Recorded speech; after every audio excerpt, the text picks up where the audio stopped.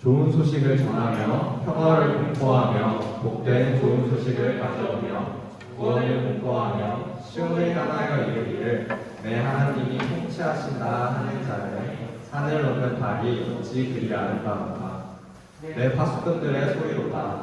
그들이 소리를 높여 일제히 노래하니 이는 여호와께서 시온으로 돌아오실 때에 그들의 눈이 마주 보리로다. 너 예루살렘을 황폐한 곳들아 기쁜 소리를 내어 함께 노래할지어다. 이는 여호와께서 그의 백성을 메워주고 예루살렘을 구속하셨습니다.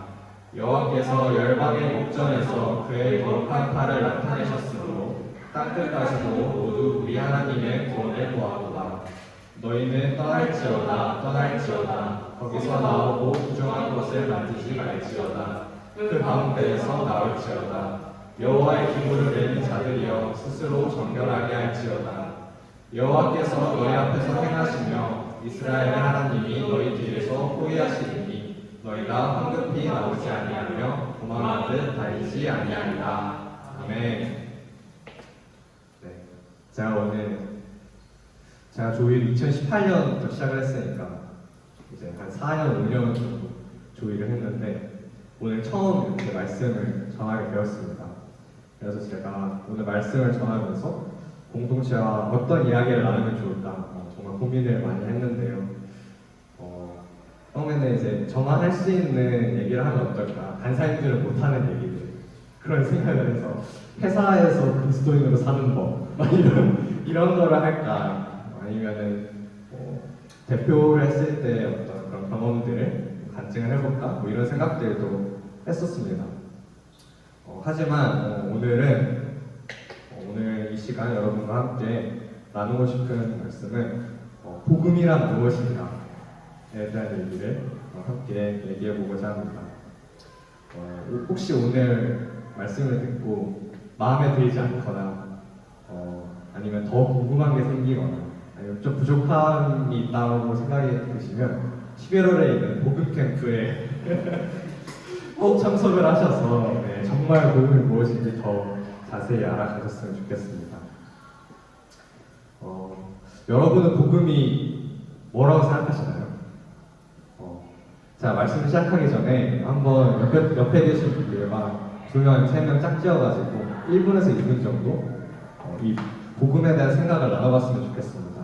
내 생각에 복음은 이런 것 같다. 아니면 복음이라는 단어를 들었을 때 나는 이런 좀 생각이 든다. 이런 감정이 든다. 이런 얘기들을 함께 좀 짧게 나눠봤으면 좋겠습니다.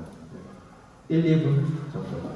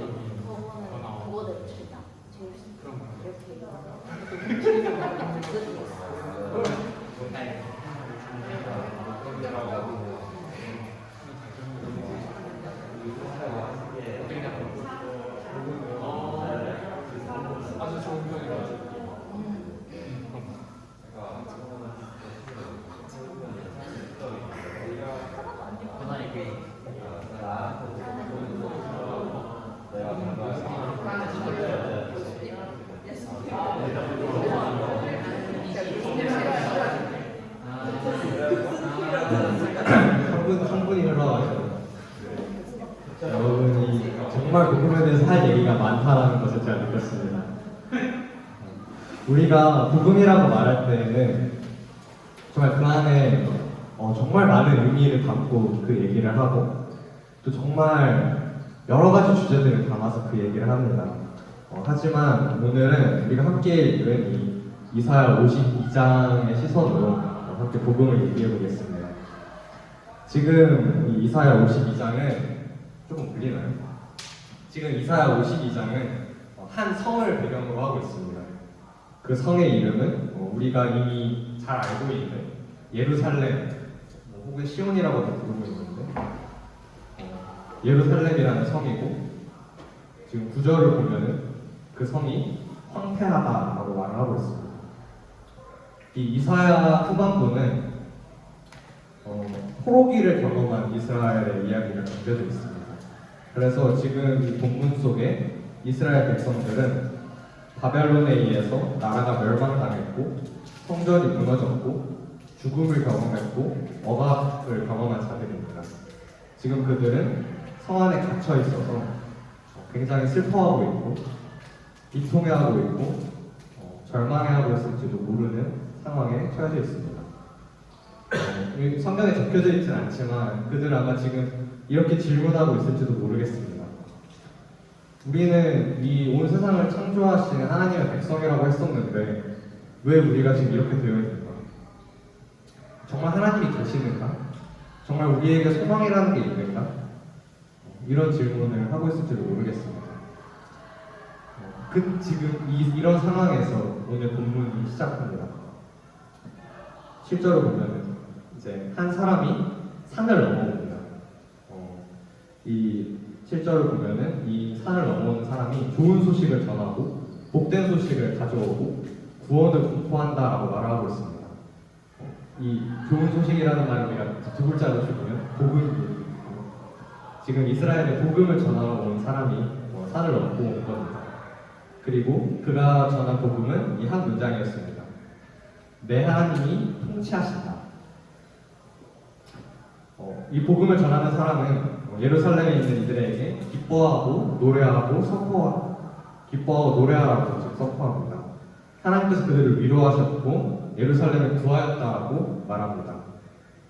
성을 지키던 파수꾼들도 여호와께서 예루살렘으로 돌아올 것이라는 소식을 듣고 소리를 높여서 기쁨의 노래를 부릅니다.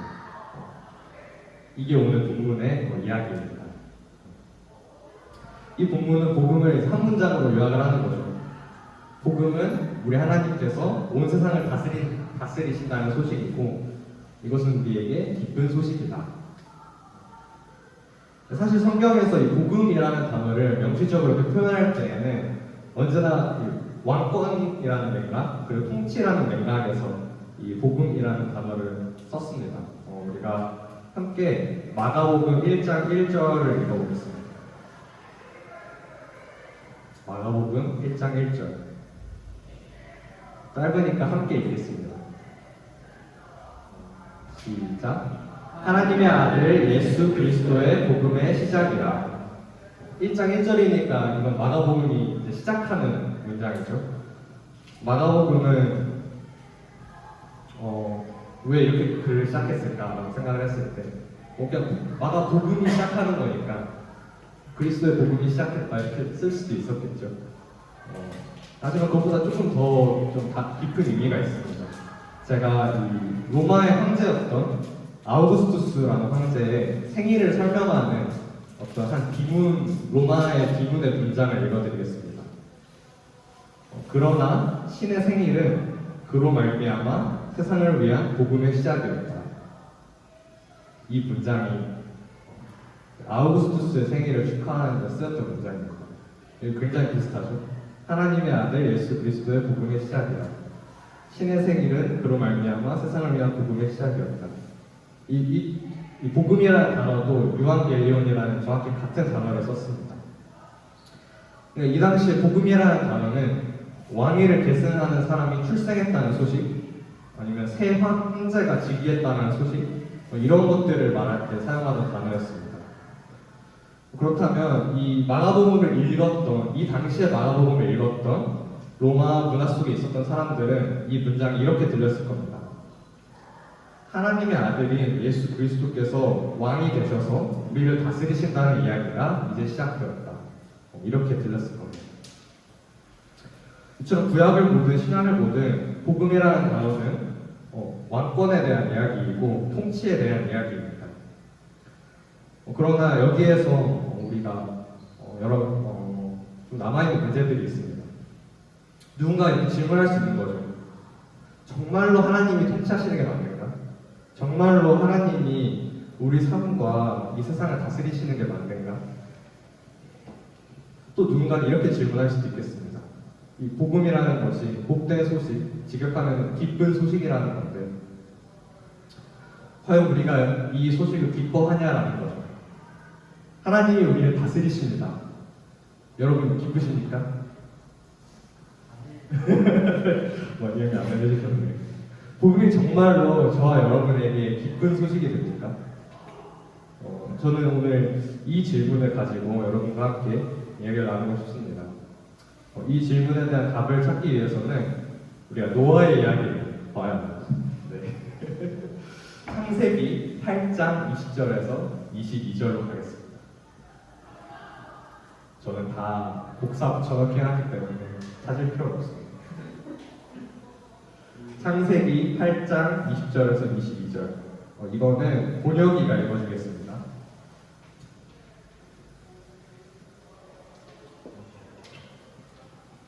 노아가 여호와께 제단에서 내리는 정결한 짐승과 모든 정결한 새 중에서 재물을 취하여 번제로 제단에 드렸더니 여호와께서 그 향기를 받으시고 그 중심에 이르시되 내가 다시는 사람으로 말미암아 땅을 저주하지 아니하리니 이는 사람의 마음이 계획하는 바가 어려서부터 악하며 내가 전에 행한 것 같이 모든 생물을 다시 멸하지 아니하리니 땅이 있을 동안에는 시온과 어둠과 추위와 더위와 여름과 겨울과 낮과 밤이 쉬지 아니하리라. 아주 오랜 옛날에 사람의 죄악이 온 세상에 가득하게 되었고 하나님께서는 홍수로 이 세상을 심판하셨습니다. 그 홍수 속에서 이 노아의 가족 8명만 구원을 받게 되었고 노아의 가족은 홍수가 다 끝나고 이제 발을 땅에 디딘 후에 제단을 쌓고 번제를 드렸습니다. 지금 이제 그때 하나님께서 노아와 또 모든 창조 세계와 함께 언약이라는 것을 맺으십니다. 여기서 보면은 사람의 마음에 계획하는 바가 항상 악할 것이지만 내가 그들을 저주하는 것으로 이 이야기를 끝내지 않겠다. 내가 이번에 한 것처럼 모든 것을 없애버리지 않겠다. 멸망으로 이 세상이 엔딩을 보지 않을 거고 오히려 생육하고 번성할 거다라는 약속을 우리에게 주십니다. 또 그 무지개를 이제 이 이후에 보면은 무지개를 그 언약의 증거임을 보여주시면서 이걸 기억하라고 말씀하십니다. 이렇게 구약에는 하나님께서 인간과 언약이라는 것을 맺으시는 순간들이 많이 나옵니다. 총 4번 나오거든요. 저희 오늘 다 찾아볼 겁니다. 처음은 노아와 언약을 맺으셨고 그 다음은 아브라함이라는 사람과 언약을 맺으십니다. 하나님은 이 아브라함, 원래는 아브라함이었어요. 아브라함이라는 이름 전에 하나님은 아브라함이라는 이 한 사람을 찾아오십니다. 그리고 그의 인생 전반에 걸쳐서 계속 함께 하시면서 그 언약을 맺으십니다. 그 언약의 내용을 요약하면 이렇습니다. 이 아브라함이라는 사람을 통해서 큰 민족이 나오게 될 것이다. 이 아브라함에게 복을 줄 것이고 또 그는 복 자체가 될 것이다. 그 아브라함 후손은 이집트에서 종살이를 하게 될 것이지만 결국에는 하나님께서 그들을 이끌어내셔서 아브라함을 불렀던 그 가나안 땅으로 인도하실 것이다. 아브라함과 그 자손뿐만 아니라 그들을 통해서 모든 민족이 온 세계가 하나님의 복을 누리게 될 것이다. 이렇게 말씀하시면서 아브라함의 후손들은 그 언약의 표징으로 할례를 행하며 그 앞에서 온전하게 행할 것을 하나님께서 말씀하십니다. 시간이 흘러서 아브라함의 후손들이 정말로 이집트에 들어갔고 오랜 시간 종살이를 하게 되었고 하나님께서 그 고통 소리를 들으시고 모세라는 사람을 불러서 그들을 이끌어내십니다. 그들은 10가지 재앙으로 하나님의 존재와 위대하심을 경험했고 하나님의 역사하심으로 인해서 이집트에서 마침내 해방됩니다. 그들이 홍해를 건너고 이제 시내산에 도착했을 때 하나님께서 또 이스라엘 백성들과 언약을 맺으십니다. 이거는 읽어보겠습니다. 출애굽기 19장 3절에서 8절. 출애굽기 19장 3절에서 8절을 원희 형이 읽어주시면 감사하겠습니다. 제가 하나님 앞에 올라가니 여호와께서 산에서 그를 불러 말씀하시되 너는 이같이 야곱을 지으라고 이스라엘 자손들에게 말하라. 내가 애굽 사람에게 어떻게 행하였음과 내가 어떻게 백성의 날개로 너희를 얻어 내게로 인도하였음을 연구하느냐. 세계가 다 내 속하였나니 너희가 내 말을 잘 듣고 내 언약을 지키면 너희는 모든 민족 중에서 내 표가 되겠고 너희가 내게 대하여 세상 나라가 되며 거룩한 백성이 되리라. 너는 이 말을 이스라엘 자손에게 전하시라. 18절까지. 네, 8절까지. 모세가 내려와서 백성의 장로들을 불러 여호와께서 자기에게 명령하신 그 모든 말씀을 그들 앞에 진술하니 백성이 일찍 응답하여 이르되 여호와께서 명령하신 대로 우리가 다 행하리이다. 모세가 백성의 말을 여호와께 전하라. 지금 하나님은 이스라엘과 언약을 맺으시면서 그들이 언약을 잘 지키면은 하나님이 말씀하신 것을 잘 지키면은 그들 거룩한 백성으로 또 제사장 나라로 부르겠다고 말씀하십니다. 이 제사장 나라라는 표현은 이 이스라엘이라는 나라가 온 세상을 대표하는 나라가 될 것이라는 거고, 그래서 온 세상을 대표하여서 하나님과 온 세상을 화목하게 하는 나라가 될 것이라는 의미입니다. 그래서 하나님의 복을 이스라엘을 통하여서 온 세상에 전하게 할 것이다 라고 말씀을 하시는 거죠. 그리고 백성들에게 여호와께서 명령하신 것들을 다 지키라고 말씀하시면서 이후에 쭉 몇 장 동안 율법, 우리가 그 이스라엘이 지켜야 하는 율법에 대해서 말씀을 하십니다.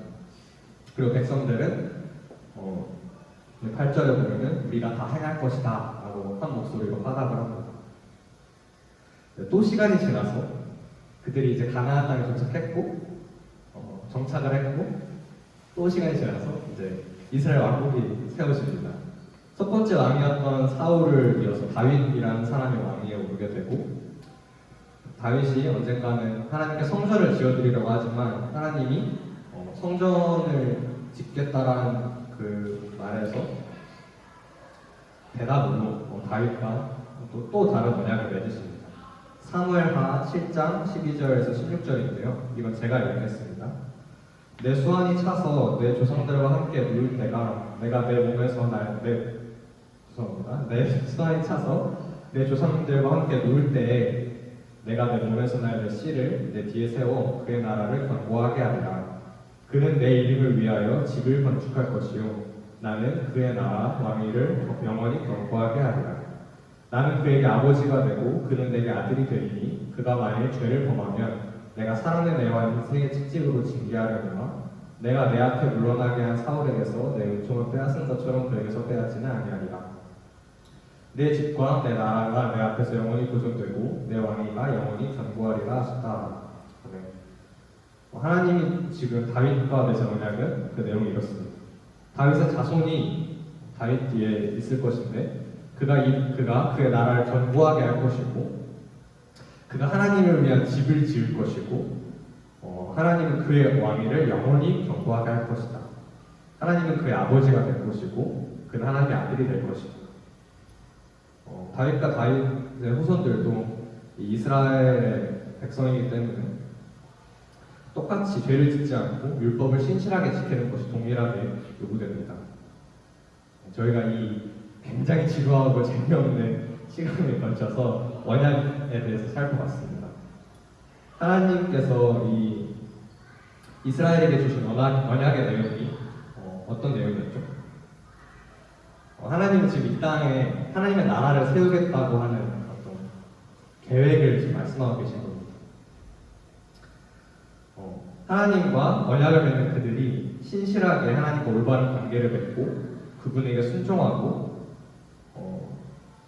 하나님께서 그들에게 주신 율법을 온전하게 지키면은 그들은 하나님 나라에서 하나님을 누리고 하나님의 복을 누리게 될 것입니다.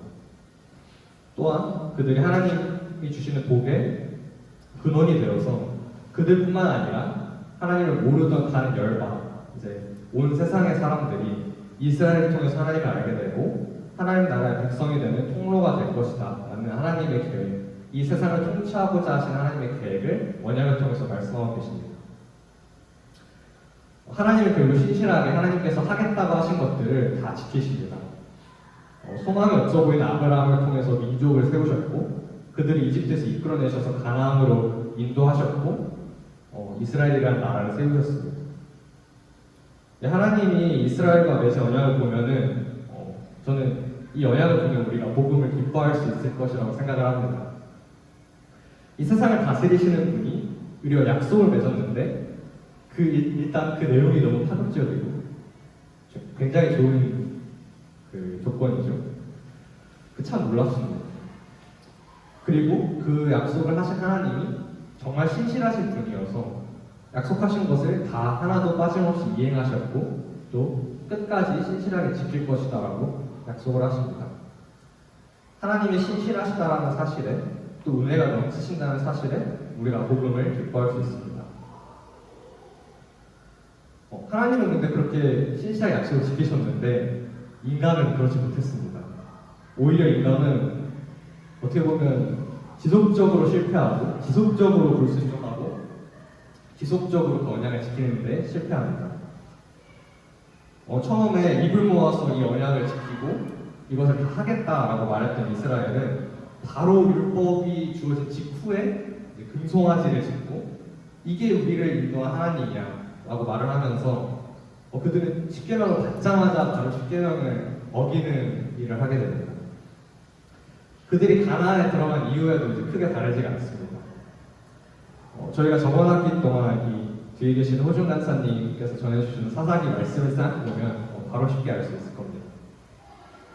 이스라엘 백성들은 지속적으로 하나님을 잊어버렸고 지속적으로 율법에 불순종했고 지속적으로 우상을 숭배했습니다. 그래서 그들은 지속적으로 하나님의 목과 하나님의 언약을 벗어났습니다. 이것은 그들에게 올무와 가시가 되어서 그들의 목을 조이고 그들을 찌르게 되었다는 것이 사사기 이야기였습니다. 이스라엘 왕국이 세워졌을 때는 상황이 달랐을까요?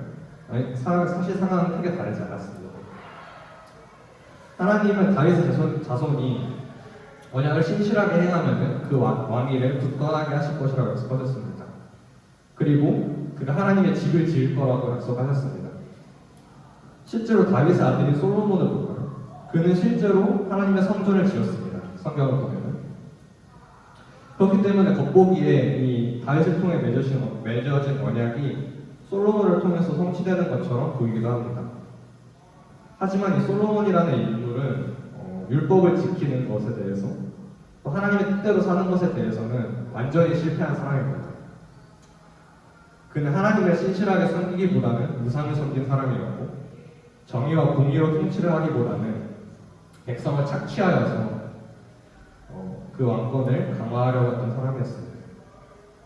그 결과 솔로몬 이후에 이스라엘은 북이스라엘과 남유다라는 그 두 나라로 분단이 되게 되었고 그 뒤로도 두 나라의 왕조들 모두가 지속적으로 하나님 말씀에 불순종하여서 결국 이스라엘은 성전이 무너지는 치욕과 아픔을 겪게 되고 포로가 되어서 타국으로 끌려가는 절망적인 상황까지 놓이게 되었습니다. 그 사람들이 지금 오늘 본문 속에 있는 이스라엘 사람들입니다.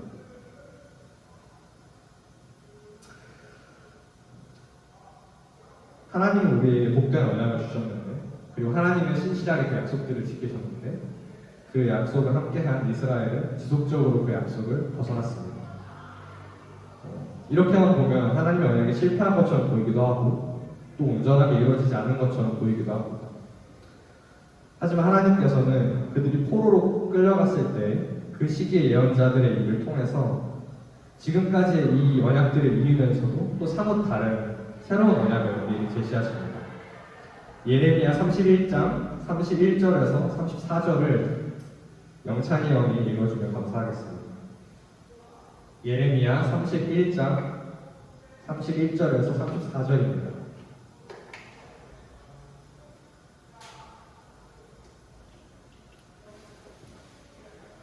여호와의 말씀이니라. 보라, 날이 이르리니 내가 이스라엘 집과 유다 집에 새 언약을 맺으리라. 이 언약은 내가 그들의 조상들과 애굽 땅에서 인도하여 내던 나를 맺은 것과 같지 아니할 것은 내가 그들의 남편이 되었어도 그들이 내 언약을 깨뜨렸습니다. 여호와의 말씀입니다. 그러나 그날 후에 내가 이스라엘 집과 맺을 언약은 이러하니 곧 내가 나의 법을 그들의 속에 두며 그들의 마음에 기록하여 나는 그들의 하나님이 되고 그들은 내 백성이 될 것이라. 여호와의 말씀입니다. 그들이 다시는 각기 이웃과 형제를 가리켜 이르기를 너는 여호와를 알라 하지 아니하리니 이는 작은 자로부터 큰 자까지 다 나를 알기 때문이라. 내가 그들의 악행을 사하고 다시는 그 죄를 기억하지 아니하리라. 여호와의 말씀입니다. 아멘. 하나님께서 우리에게 새로운 언약을 맺겠다라고 말씀을 하십니다. 이 언약이 굉장히 놀라운 것을 우리에게 제시합니다. 하나님의 법이라는 것이 우리가 십계명을 생각했을 때처럼 더 이상 돌판에 쓰여지는 것이 아니라 우리의 마음에 쓰여지게 된다고 말합니다. 여호와께서 우리의 하나님이 되고 우리는 그의 백성이 될 것이라고 합니다. 모두가 하나님을 알게 될 것이고 하나님께서 우리의 죄를 기억하지 않게 될 것이라고 말씀하십니다. 에스겔도 이 시기에 이 새 언약에 대해서 말을 합니다. 에스겔 36장 23절에서 28절인데 제가 읽어드리겠습니다. 여러 나라 가운데에서 더럽혀진 이름 곧 너희가 그들 가운데서 더럽힌 나의 큰 이름을 내가 거룩하게 할지라. 내가 그들의 눈앞에서 너희로 말미암아 나의 거룩함을 나타내리니 내가 여호와인 줄을 여러 나라 사람이 아니라 주 여호와의 말씀입니다. 내가 너희를 여러 나라 가운데서 인도하여 내고 여러 민족 가운데서 모아 데리고 고국 땅에 들어가서 맑은 물을 너희에게 뿌려서 너희를 정결하게 하되 곧 너희 모든 더러운 것에서와 모든 우상 숭배에서 너희를 정결하게 할 것이며 또 새 영을 너희 속에 두고 새 마음을 너희에게 주되 너희 육신에서 굳은 마음을 제거하고 부드러운 마음을 줄 것이며 또 내 영을 너희 속에 두어 너희로 내 율례를 행하게 하리니 너희가 내 규례를 지켜 행할지라. 내가 너희 조상들에게 준 땅에서 너희가 거주하면서 내 백성이 되고 나는 너희 하나님이 되리라. 이스라엘 백성은 처음에 제사장 나라가 되라는 언약을 받았는데 대신에 그들은 온 나라의 하나님의 이름을 더럽혔습니다. 그러나 지금 그런 이스라엘 백성에게 하나님이 하시는 새로운 약속은 그들에게 맑은 물을 뿌리겠다고 하시는 겁니다. 그래서 그들이 정결하게 될 것이고 거룩하게 될 것이고 구별되게 될 것입니다. 새로운 영이라는 것을 주실 것인데 그것이 우리의 마음을 딱딱했던 마음을 없애고 부드러운 마음을 주실 것이라고 말씀합니다. 딱딱하다라는 것은 우리가 단 경화를 생각하면 쉽게 연상할 수 있는데 딱딱하다는 것은 죽었다라는 것, 대신에 부드럽다라는 것은 살아있다라는 것을 이야기합니다. 또 하나님의 영이 우리 안에 있게 될 것입니다. 그래서 마침내 우리가 하나님의 규례를 지킬 수 있게 될 것입니다. 우리가 계속 보았던 것처럼 여호와는 우리 하나님이 되고 우리 하나님의 백성이 될 것입니다.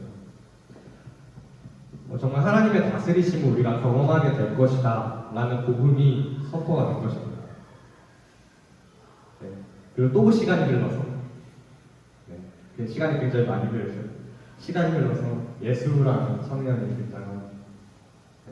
이 예수께서는 3년 동안 이스라엘에서 하나님 나라를 가르치셨습니다. 그리고 하나님 나라의 방식대로 사셨습니다. 병자들을 불쌍히 여기셔서 치유하셨고 또 마귀의 권세를 내쫓으셨습니다. 그분은 이스라엘 종교 세력에 의해서 십자가 못 박혀 돌아가시지만 3일 만에 부활하셨고 하늘로 승천하셨습니다. 이후에 예수님을 만난 자들, 우리가 사도라고 부르는 사람들은 또 예수님에 대한 놀라운 주장 두 가지를 합니다. 첫 번째는 예수님께서는 하나님께서 이 땅을 통치하신다라는 그 복음의 증거가 되신다라는 겁니다. 저희가 지금 읽고 있는 히브리서 기자는 8장 6절에서 예수님은 이렇게 표현합니다. 제가 그대로 갖고 왔는데요. 새 언약의 중재자가 예수 그리스도시다라고 표현을 합니다. 여기서 말하는 새 언약이라는 것은 저희가 방금 읽었던 예레미야 31장 말씀을 히브리서 기자도 그대로 얘기하고 있습니다.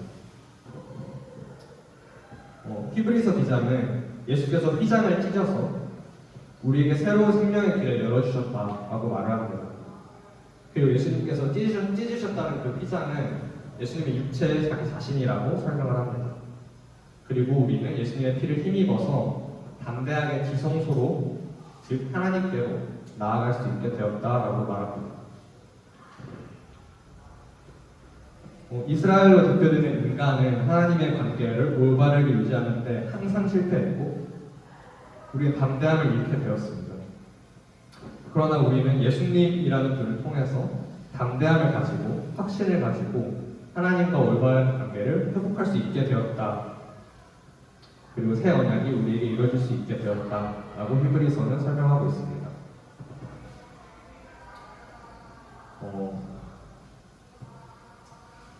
이 새 언약이 말을 하는 것처럼 하나님께서 우리의 죄를 더 이상 기억하시지 않겠다라고 하신 말씀이 예수님을 통해 이루어지게 되고 하나님께서 우리의 하나님이 되고 우리가 하나님의 백성이 된다라는 것이 예수님을 통해서 이루어지게 되고 하나님께서 당신의 나라를 세우시고 우리를 그곳으로 부르시는 것을 우리가 예수 그리스도를 통해 보게 되고 하나님의 다스리심이 없는 것 같고 그 존재가 굉장히 먼 것 같은 때에 언약을 성취하시고 세상을 향한 통치를 그 능력을 드러내신 하나님을 우리가 예수 그리스도를 통해 볼 수 있게 됐다라고 히브리서가 주장을 하게 되는 겁니다. 이 히브리서 8장은 다음 주 설교이기 때문에 아마 호준 가수님께서 더 잘 설명해 주시지 않을까 싶습니다. 또 성경 속의 사도들은 예수 그리스도에 대해서 더 놀라운 주장을 합니다. 예수님께서 이 새 언약의 중재자로서 하나님께서 이 세상을 통치하신다라는 것의 증거가 되실 뿐만 아니라 예수님 그분이 이 세상을 통치하시는 분, 왕이 되신다라는 겁니다. 사실 예수님은 새 언약의 중보자가 되실 뿐만 아니라 그 이전의 언약들도 성취하시는 분임을 이 사도들이 깨닫게 됩니다. 이때 예수님은 아브라함의 후손, 아브라함의 민족이시죠. 또 그들은 이스라엘 백성이기도 합니다. 또 마태복음이 소개한 예수님 족보를 따라가다 보면 우리는 예수님께서 다윗의 자손이라는 것도 알게 됩니다. 예수님은 하나님께서 언약에 맺으신 바로 그 대상이 되시는 겁니다. 하지만 실패한 구약의 인류와의 달리 예수님께서는 그 모든 삶 가운데에서 신실하게 율법을 온전하게 지키면서 하나님과 올바른 관계를 유지하셨습니다.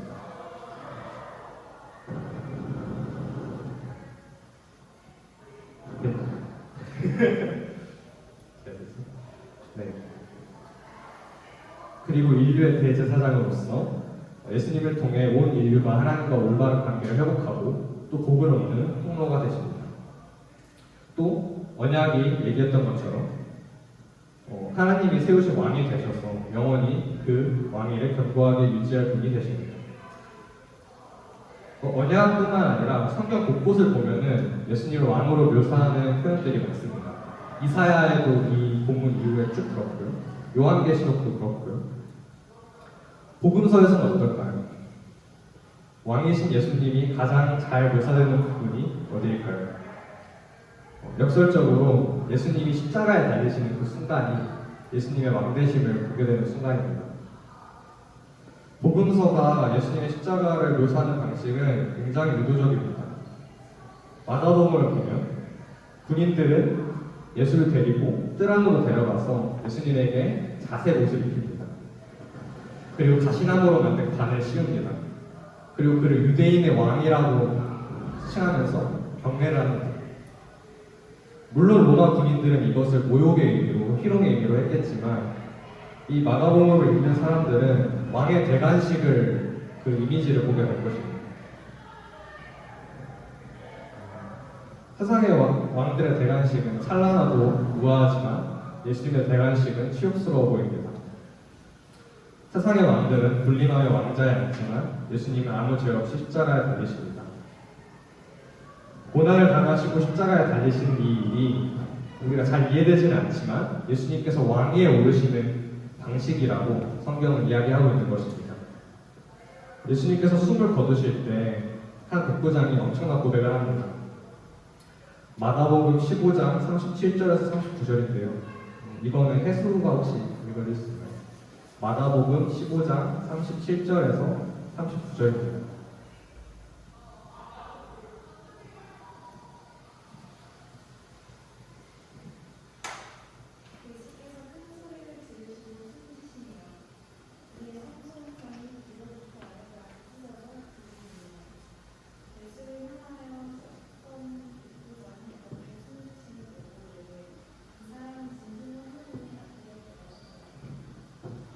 예수님의 십자가를 본 백부장이 예수님이 하나님의 아들이었다라고 고백을 합니다. 이 고백은 우리가 그냥 예배를 하거나 찬양을 할 때 예수님 하나님의 아들이십니다라고 고백하는 것과 살짝은 다릅니다. 왜냐하면 백부장은 로마의 군인이기 때문입니다. 우리가 아까 처음에 들었던 기분을 생각을 하면은 로마의 문화권에서 신의 아들이라고 하는 말과 제국의 통치자라고 하는 말은 크게 다른 말이 아닙니다. 백부장은 일평생을 황제를 섬기던 사람이고 일평생을 황제가 신의 아들이라고 고백했던 사람입니다. 그런 백부장이 지금 십자가를 보면서 예수님의 신의 아들이라고 고백하고 있다는 것은 백부장은 지금 십자가에 돌아가신 예수님 보면서 왕이 되신 예수님을 이해되지 않지만 어떻게든 보고 있다는 거예요. 예수님은 십자가에 못 박히심으로써 우리의 왕이 되셨습니다. 예수님의 통치 방식은 이전의 솔로몬처럼 백성을 착취하고 다른 세상들의 왕처럼 그 위에 군림하는 것이 아니라 오히려 그들의 생명을 위해서 겸손함으로 십자가 앞에 나아가시고 자기의 몸을 찢으셔서 우리를 하나님께로 인도하는 방식이 예수님의 통치 방식이었습니다. 예수님은 죽음에 굴복하지 않으셨고 오히려 부활하심으로 승리하셔서 언약대로 영원히 그 왕자를 견고하게 유지하고 계십니다. 지금도 살아계셔서 우리 가운데 놀라운 일을 행하시고 당신의 그 놀라운 통치를 나타내고 계십니다. 네. 지금까지 우리가 함께 나눈 이야기를 좀 요약을 해보겠습니다. 복음은 하나님께서 우리를 비롯한 온 세상을 다스리신다는 기쁜 소식이고 이것이 우리에게 굉장히 복되고 기쁜 소식입니다. 하나님께서는 어떻게 이 세상을 다스릴지에 대해서 언약을 통해서 우리에게 끊임없이 보여주셨고 약속하셨습니다.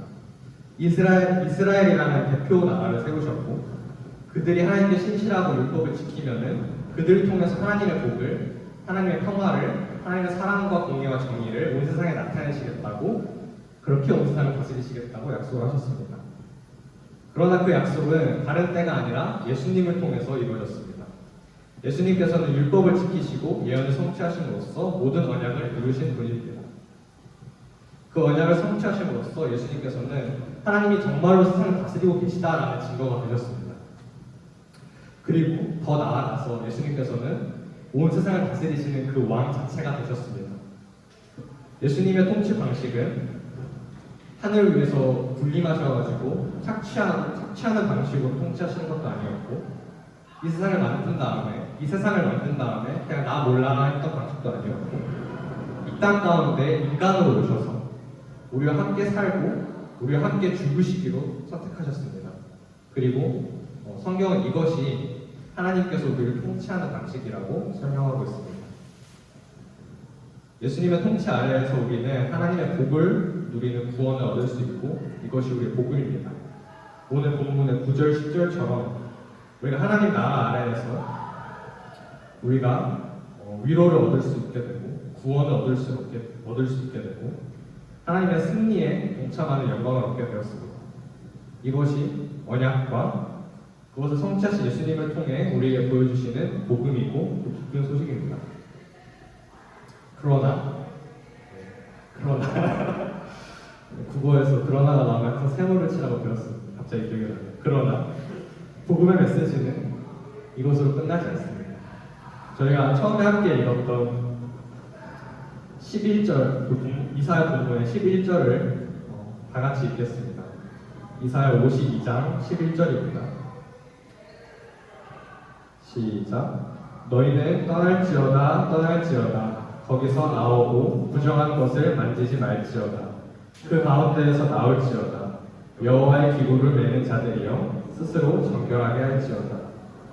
우리가 이 엄청난 복음을 들었는데 그 다음에 바로 뒤이어 듣게 되는 말은 떠나라 라는 말이 들어요. 그곳에서 나와라 라는 말을 듣게 되는 거죠. 이게 무슨 말이냐 하면은 복음은 언제나 그것을 듣는 사람에게 어떤 반응을 요구한다는 거예요.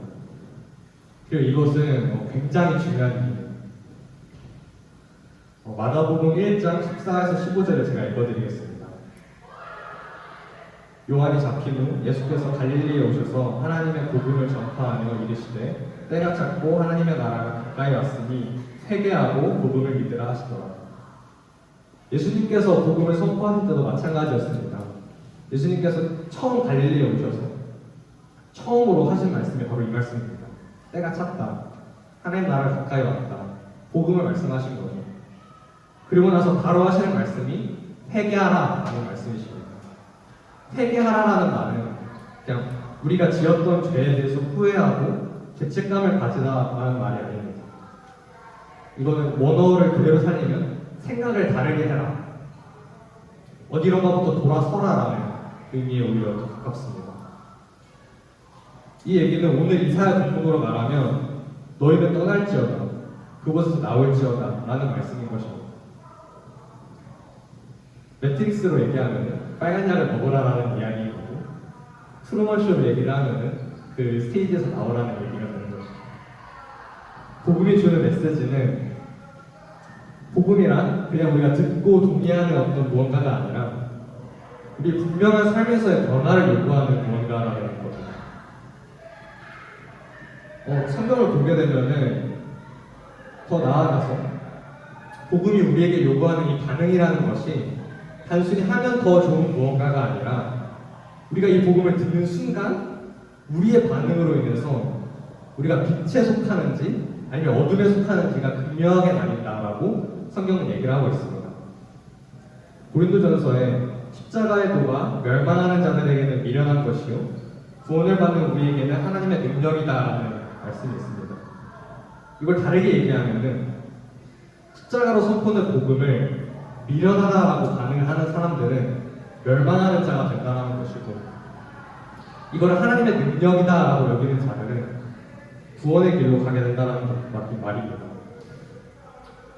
성경은 예수님을 만난 사람들이 어떻게 반응하는지를 보여줌으로써 그들이 빛에 속하게 되었는지 아니면 어둠에 속하게 되었는지를 끊임없이 이제 극명하게 도전합니다. 사도행전 4장 7절에서 10절 보면은 제가 읽겠습니다. 사도행전 4장 7절에서 10절인데 사도들을 가운데 세우고 묻되 너희가 무슨 권세와 누구의 이름으로 이 일을 행하였느냐 이에 베드로가 성령이 충만하여 이르되 백성의 관리들과 장로들아 만일 병자에게 행한 착한 일에 대하여 이 사람이 어떻게 구원을 받았느냐고 오늘 우리에게 질문한다면 너희와 모든 이스라엘 백성들을 알라 너희가 십자가에 못 박고 하나님이 죽은 자 가운데 살리신 나사렛 예수 그리스도의 이름으로 이 사람이 건강하게 되어 너희 앞에 섰느니라. 이 말씀에 나오는 종교 지도자들도 그리고 베드로를 비롯한 예수님의 사도들도 다 똑같이 예수님을 봤습니다. 다 똑같이 예수님의 말씀을 들었고 다 똑같이 예수님이 하신 일들을 봤습니다. 그러나 이 말씀에서 이 두 인물이 완벽하게 대척점에 놓이게 됩니다. 베드로를 비롯한 예수님의 제자들은 예수님의 복음을 듣고 예수님을 따르기로 결단하고 예수님의 권세와 예수님의 이름으로 예수님을 따르는 삶을 하게 되었고 이 종교 지도자들은 복음을 들었는데도 불구하고 예수님의 십자가에 못 박는 일을 하게 되었다라는 거죠.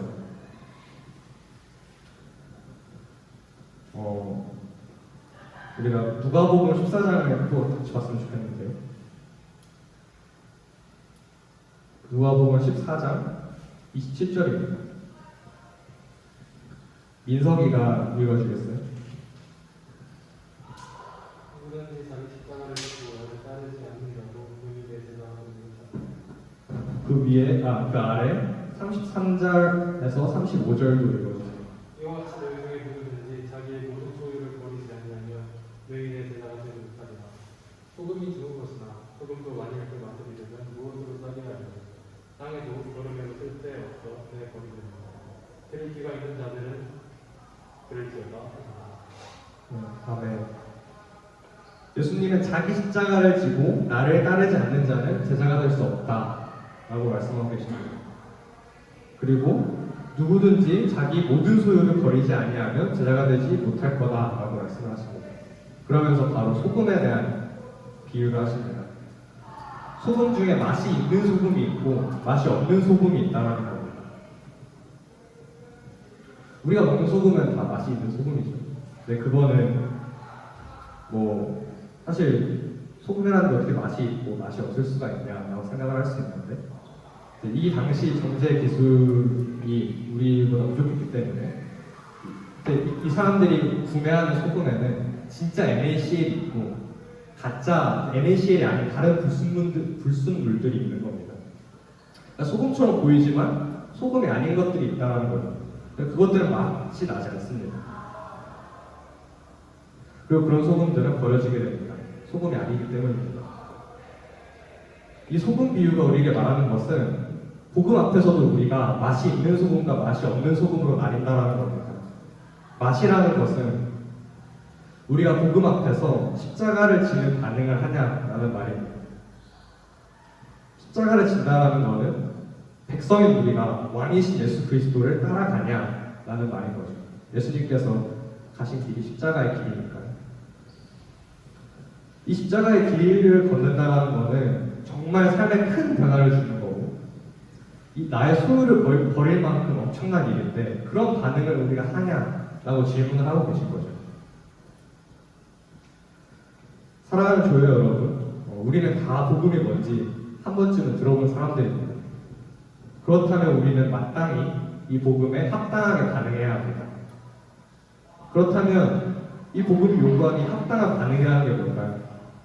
그리스도를 따르는 이 반응, 십자가를 지는 반응이라는 게 뭘까요? 조이 스피릿이죠. 예수님을 첫째로, 이웃을 둘째로, 나 자신을 마지막으로 둘 때 우리에게 참 기쁨이 있습니다. 라는 게 우리가 고백하는 조이 스피릿입니다. 저는 이 조이 스피릿이 우리가 복음 앞에서 마땅히 보여야 합당한 반응이라고 여러분께 말씀드립니다. 이 조이 스피릿이라는 걸 요약하면 자기 부인이라는 말로 요약할 수 있습니다. 한 글자밖에 요약이 안 되긴 했지만 누가복음 10장 25절에서 37절을 제가 읽어드리겠습니다. 어떤 율법고사가 일어나 예수를 시험하여 이르되 선생님, 내가 무엇을 하여야 영생을 얻으리이까?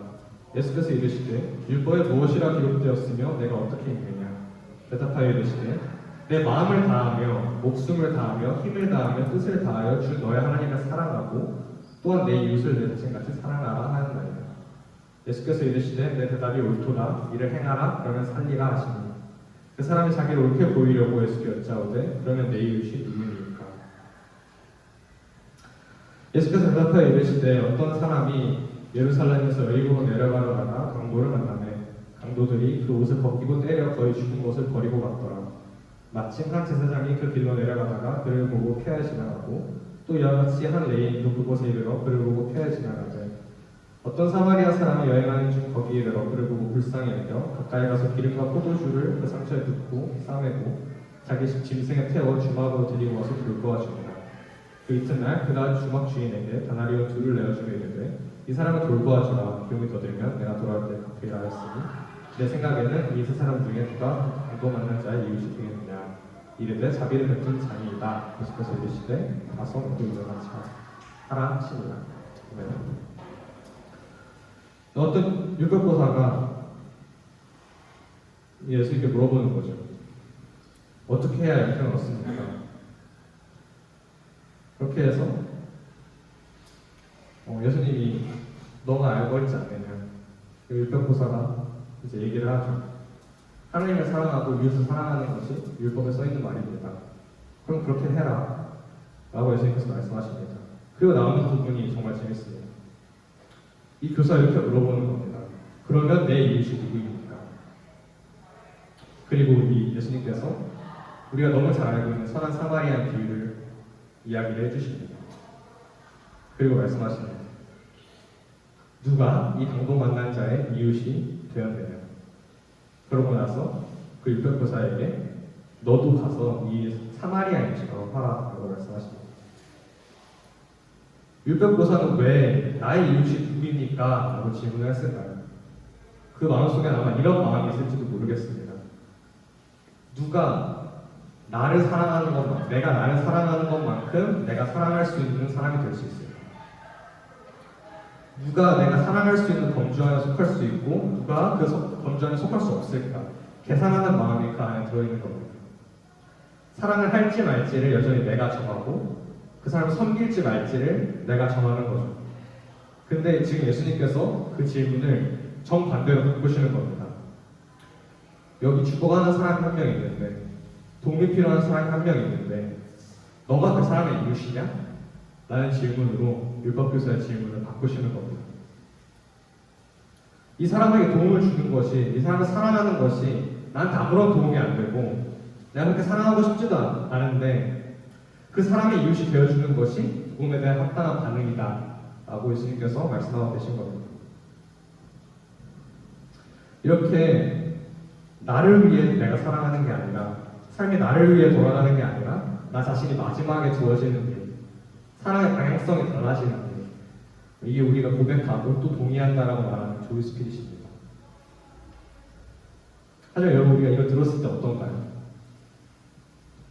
우리는 우리가 이 일을 할 능력이 전혀 없다는 사실을 이미 알고 있습니다. 우리가 구원의 시작뿐만 아니라 구원의 여정을, 그 신앙의 여정을 유지할 여력이 전혀 없다라는 것이 우리 저저번 주에 원희영 설교 주제였습니다. 기억하시죠? 정말 우리가 하나님 사랑해야 된다는 거 알고, 정말 우리가 이웃 섬겨야 된다는 거 알고, 이웃 사랑해야 된다는 거 알고, 실제로 그렇게 해보려고 정말 부단히 애를 쓰기도 하는데, 결국 우리가 도착하는 것은 내가 이거 할 수 없는 모습을 보면서 느끼는 자기 혐오, 나는 절대 이거 할 수 없어. 아니면 내가 뭔가를 하고 있고 이루고 있다는 것은 고취되어서 거기에 빠져버려서 스스로를 만족하고 자기 의존에 빠져버리는 그 양극단을 우리가 달릴 뿐입니다. 우리가 그 양극단을 오가면서 절대 복음이 우리에게 요구하는 그 자기 부인의 삶에는 절대 도달할 수 없다는 것을 우리 역사를 걸쳐서, 그리고 우리의 삶을 걸쳐서 귀납적으로 알고 있습니다. 저저번 주에 원희영 설교를 듣고 한 조교가 이렇게 나눔했던 것이 기억이 납니다. 그래, 우리가 능력 없는 거 알아. 그래서 어쩌라고. 그래서 어떡하라고 나오고. 이렇게 나눔했던 것이 기억이 납니다. 반응을 해야 된다. 반응을 안 하면 멸망한다. 복음 앞에서 반응을 어떻게 하냐에 따라서 빛과 어둠으로 나눠지고, 알곡과 강아지로 나눠지고, 양과 염소로 나눠지는데, 자기 소유를 버리고 십자가 길을 따라가는 사람만 제자고, 나에게 전혀 이득이 되지 않고 내가 사랑하기 싫어도 사랑하고 섬길 수 있는 삶이 복음 요구하는 그 합당한 반응인데, 우리가 절대 그것을 따라할 능력이 안 된다는 거죠. 여러분, 복음은 하나님께서 우리를 다스리신다는 기쁜 소식입니다. 근데 그 복음이 우리가 전혀 감당할 수 없는 것을 요구하고 있습니다. 우리에게 복음이 기쁜 소식이 될 수 있을까요? 오히려 너무 버겁고 너무 아득해서 우리에게 절망이 되는 소식이 되는 거 아닐까요? 저는 이런 절망과 낙심에 빠질 때 오늘 본문의 12절 말씀이 아주 저에게 큰 위로가 되었습니다. 여호와께서 너희 앞에서 행하시며 이스라엘의 하나님이 너희 뒤에서 호위하시리니 너희가 황급히 나오지 아니하며 도망하듯 다니지 아니하리라. 너희가 나와야 돼. 근데 황급하게 나올 필요가 없다. 너희가 쫓기듯이 나올 필요가 없다. 너희가 도망치는 것처럼 나올 필요가 없다. 너희가 고통스러워하면서 부담스러워하면서 절망스러워하면서 혼자 외롭게 나올 필요가 없다. 너희 힘으로 나올 필요가 없다. 라고 말씀을 하고 계시는 거죠. 왜죠? 여호와께서 우리 앞에서 먼저 가실 것이고 하나님께서 우리 뒤에서 지켜주실 것이기 때문이다. 라고 말씀하고 계십니다. 하나님께서 우리 이 어려운 여정을 혼자 가도 내버려두지 않고 같이 가겠다. 오히려 인도하고 이끌어주겠다라는 놀라운 얘기를 지금 미리 하고 계시는 겁니다.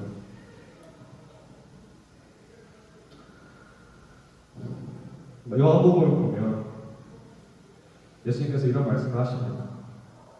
내가 너희를 보와 같이 버려두지 않겠다. 보에서 성령을 주겠다.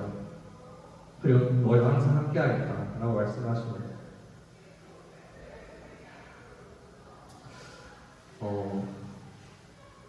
에베소서 1장 17에서 19절인데요. 바울이 그 성도들에게 하는 얘기입니다. 우리 주 예수 그리스도의 하나님 영광의 아버지께서 지혜와 계시의 영을 너희에게 주사 하나님을 알게 하시고 너희 마음의 눈을 밝히사 그 부르심의 소망이 무엇이며 성도 안에서 그 기업의 영광의 풍성이 무엇이며 그의 힘의 위력으로 역사하심을 따라 믿는 우리에게 베푸신 능력이 지극히 크심이 어떠한 것을 너희로 알게 하시기를 구합니다. 바울이 성도된 자들에게 놀라운 일들이 일어날 거라고 알려주고 있습니다. 성령을 우리에게 준다라고 말씀을 하시면서 하나님이 어떤 분이신지를 알게 된다. 우리가 소망이라는 것을 얻게 된다. 우리에게 주신 것이 뭔지를 보게 된다. 그것이 얼마나 풍성한지를 우리가 알게 될 것이다. 그리고 그 능력이라는 것이 얼마나 큰지를 보게 될 것이다. 하나님께서 예레미야를 통해서 말씀하셨던 것들이 실제로 우리 안에 일어난다는 겁니다. 에스겔의 입술로 말씀하셨던 것들이 우리에게 실제로 우리에게 지금 일어난다는 겁니다. 우리가 절대 따를 수 없을 것 같아 보이는 길들이 더 이상 우리 밖에 있는 것이 아니라 우리 마음속에 있게 될 것이고, 우리가 절대 끊어낼 수 없는 올무 같았던 가시 같았던 그 우상 숭배를 우리가 그 맑은 물을 힘입어서 끊어낼 수 있게 될 것이고, 파라오의 목처럼 광야에서 이스라엘 백성처럼 딱딱하고 뻣뻣했던 우리의 마음이 살처럼 부드럽고 따뜻한 마음이 될 것이라는 겁니다. 성령을 통해서 정말로 이 일들이 우리 안에 일어나게 될 것이라는 겁니다. 예수님께서 이 성령에 대해서 우리에게 말씀하신 것은, 우리에게 요구하신 것은 단 한 가지입니다. 누가복음 11장 9절인데요. 9절 10절인데 구하여라 받을 것이다. 찾아라 얻을 것이다. 문을 두드려라 열릴 것이다. 누구든지 구하면 받고 찾으면 얻고 문을 두드리면 열릴 것이다. 너희가 구하면은 성령을 받게 될 것이다. 정말 하나님이 우리를 다스리신다라는 소식이 복된 소식이 되는 것은, 하나님께서 우리에게 이러한 요구들을 하시지만 우리를 버려두지 않으시고 우리와 함께 하신다라고 말씀하신다는 것이고, 또 그것을 구하는 모든 자에게 성령을 주셔서 이 모든 일들을 할 수 있게 하신다는 것이기 때문이고, 또 이것이 실제로 우리에게 일어날 일이기 때문입니다. 하나님이 그 과정에서 우리에게 요구하시는 것은 그저 구하는 겁니다. 그렇다면 어떻게 구해야 할까요? 자, 마태복음 5장 3절에서 5절을 읽어드리겠습니다. 공동 번역으로 읽어드리겠습니다. 마음이 가난한 사람은 행복하다. 하늘나라가 그들의 것이다. 슬퍼하는 사람은 행복하다. 그들이 위로를 받을 것이다. 오묘한 사람은 행복하다. 그들은 땅을 차지할 것이다. 마음이 가난한 사람들이 하늘나라에 들어가게 될 것이고, 슬퍼하는 사람이 위로를 얻게 될 것이고, 온유한 사람이 땅을 차지하게 될 것이라고 말씀하십니다. 온유하다라는 단어는 이제 성격이 온순하고 착하고 이런 걸 얘기하는 게 아니라, 이 원문을 보면 무릎을 꿇는 사람들, 허리가 꺾인 사람들, 굴복한 사람들, 겸손한 사람들을 이야기합니다. 그리고 예수님은 그런 사람들에게 복이 있다라고 말씀하시면서 그들이 하늘나라의 백성, 즉 하나님의 다스리심 안에서 누리는 복음을 경험하게 될 것이다 라고 말씀을 하고 계십니다. 여러분 혹시 지금 이 복음과 관련되어서 또는 하나님과의 관계와 관련되어서 어떠한 이유로 심란함을 가지고 계신다라면, 혹은 슬픔과 고통을 가지고 계신다라면 하나님은 그것을 심란함으로 내버려 두지 않으실 것입니다. 그것을 슬픔과 비통으로 내버려 두지 않으실 것입니다. 하나님께서 그 절망과 꺾임과 가난한 마음을 그대로 두지 않으실 것입니다. 하나님께서는 여러분의 슬픔을 기쁨으로 바꾸실 것이고 수치를 자랑으로 만드실 것입니다. 여러분은, 그리고 저는 이 마음을 그대로 가지고 하나님께 겸손한 마음으로 또 낮은 마음으로 나아가서 성령님을 구했으면 좋겠습니다. 우리 마음 가운데 함께 하셔서 그 친절하고 강력한 능력으로 우리를 복음의 기쁨으로 인도하실 것을 신뢰하면서 도와줬으면 좋겠습니다. 그때 하나님께서 그 구하는 자에게 주시겠다고 하신 약속을 신실하게 이행하실 것이고 응답하실 것입니다. 그렇게 하나님의 통치를 우리들의 삶 속에서 드러내실 것입니다. 우리를 혼자 두지 않으시고 우리 앞에서 우리를 이끄실 것이며 성령께서 언제나 우리 곁에서 우리를 지키고 하나님을 알게 하시며 그 나라, 그 통치 가운데로 인도하실 것입니다. 하나님께서 여러분을 다스리십니다. 하나님께서 온 세상을 다스리십니다. 우리를 구원하시며 평화를 선포하시며 우리를 끝까지 지키시며 그 나라로 인도하시는 하나님을 기뻐합시다. 우리 함께 사랑했으면 좋겠습니다. 혹시 피아노만 단축하겠습니다. 내가 너와 함께 있으니 마지막에 했던 찬양을 같이 고백하겠습니다.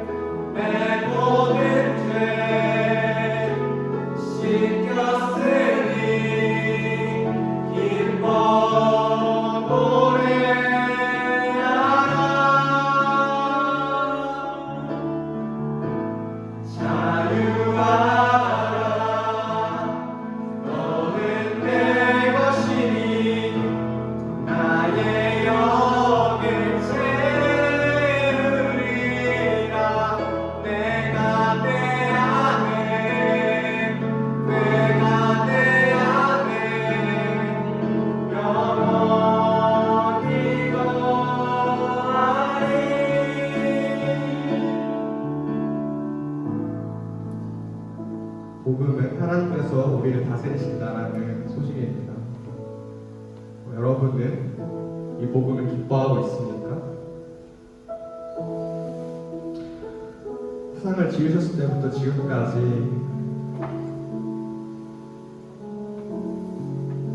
우리와 약속하시고 당신의 놀라운 통치를 보여주시고 인도하시는 그분께 우리 오늘 이 시간 겸손한 마음으로 나아갔으면 좋겠습니다.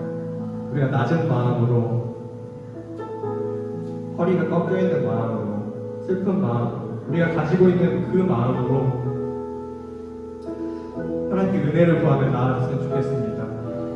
성경 모든 곳에서 우리에게 보여주신 그 감격스러운 약속들을 기억하며 우리가 마땅히 구할 것들을 구하며 이 시간 나아갔으면 좋겠습니다. 우리 함께 기도하겠습니다.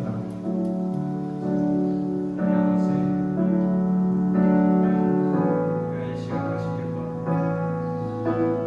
모든 사람들이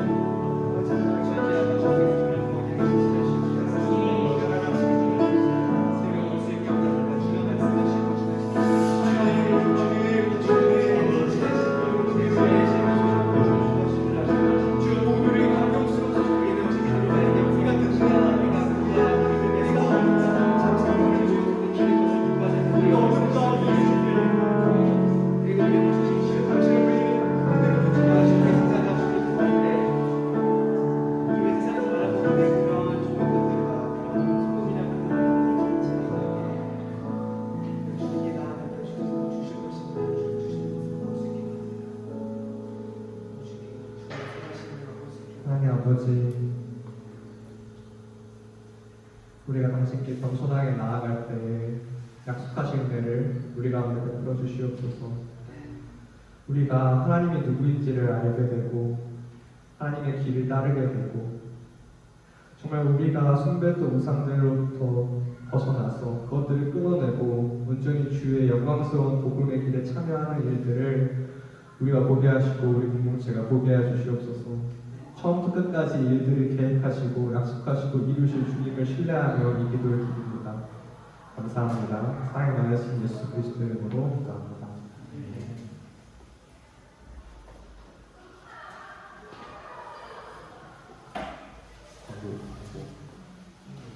광고해 주시겠어요?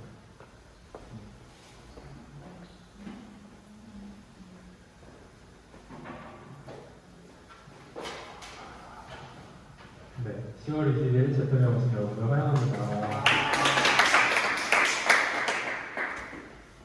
네, 여기 아까 회인데요.